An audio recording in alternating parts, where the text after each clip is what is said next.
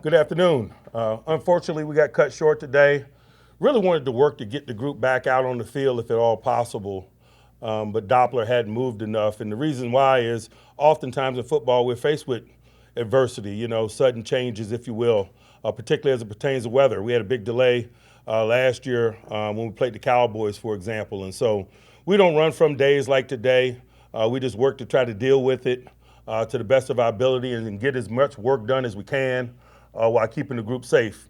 But we didn't deem it safe enough based on the Doppler information to get back out today. And so not a lot to talk about. I thought practice was off to a really good start, infusing some more components of competition, worked on the short field to kind of get ourselves started. But we got cut short. Had a new acquisition. I don't know if you guys got a chance to see him. I don't know if we got a chance to get him in any action, but Chuck Clark was out there with us, and obviously he's a veteran player, a guy that's experienced in the NFL, a guy that we're familiar with from competing against him. And so excited about getting him in the fold and giving him an opportunity. No new news on the injury front. The guys that I talked about yesterday that I could describe as day-to-day appear to be very much in the same place, and maybe we'll get a guy or two back tomorrow, hopeful there. And I don't think we absorbed any negativity on the short work that we did today. I'll pause and open up for questions. Coach, specifically with Chuck Clark, what are some things, attributes of him that attracted you guys to want to sign him? I'm just highly familiar with his intangibles. He's got a really good relationship with the game. He's a hard worker. He's a really good communicator. His football character comes highly recommended. Mike, when an available player formerly played for the Ravens, is that a plus in your mind? I just view players as familiar or unfamiliar. I care less about who they played for.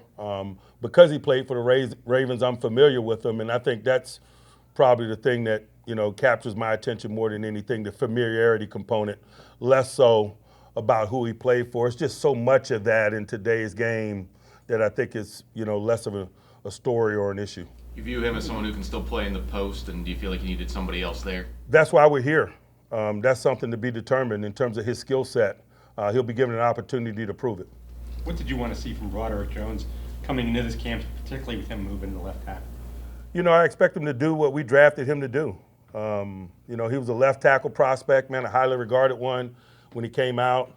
He was a young guy when he came out, so he's had some on-the-job training and gained some experience. In the meanwhile, I think it's a big year for him, one that we can expect him to play varsity ball is a term that we like to use. Mike, around the draft, you talked about retooling physicality in all areas.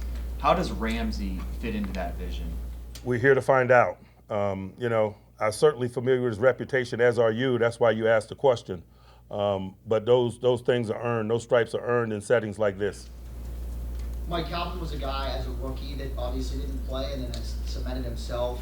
Roman Wilson, Troy Faltano are guys trying to do that this year. What is it from your guys' perspective that you try to instill in those guys while they're sitting out in an unfortunate circumstance? The start doesn't define the career. There's been so many examples of it. You mentioned Calvin, but I also think about David DeCastro, for example. And there's a lot of examples, man.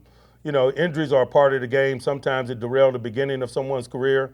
But if they're professional and mentally tough, it just becomes a memory or an experience that they can grow from.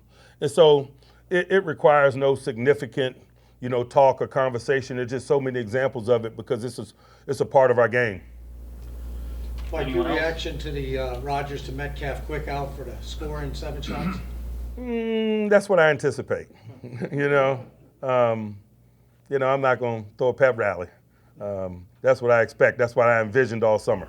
How'd you like how the offense responded after that first play that you kind of scratched? It's going to be ebb and flow. I don't ride the emotional roller coaster on day 2, and no, we're going to keep snapping it. Was it a concerted effort to flop TJ and Alex as much as you did today defensively? That's just part of team development. I don't think it's a big deal, to be quite honest with you. Make them work on both sides, give them an opportunity to work against other people. It's just football this time of year. Mike, you had a couple of quarterback center exchange problems last couple of days. Is that just early in camp and not too much worried about it? You said it.